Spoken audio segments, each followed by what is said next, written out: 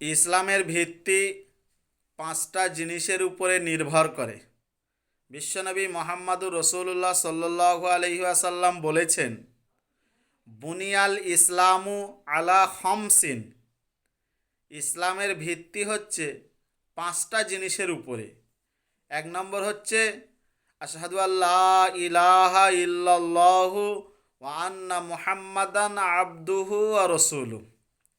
আমি সাক্ষ্য দিতেছি আল্লাহ ব্যতীত কোনো মাবুদ নাই এবং হজরত মুহাম্মদ মুস্তাফা সাল্লাল্লাহু আলাইহি ওয়াসাল্লাম আল্লাহর গৃহীত পয়গম্বর বা রসুল।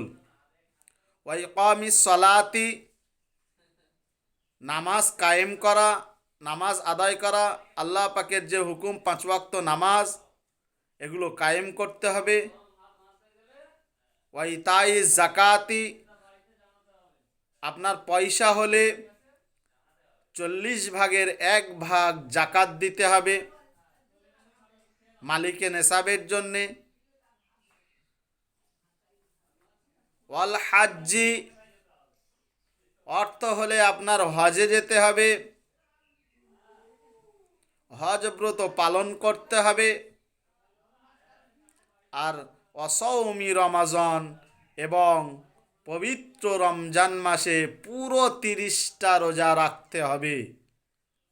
তবে মহিলাদের জন্যে বিশেষ কিছু ছাড় আল্লাহ পাক রেখেছেন।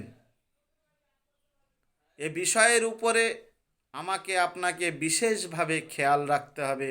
আল্লাহ পাক আমাদের সবাইকে দিনের সহি বুঝ এবং সমঝদান করুক।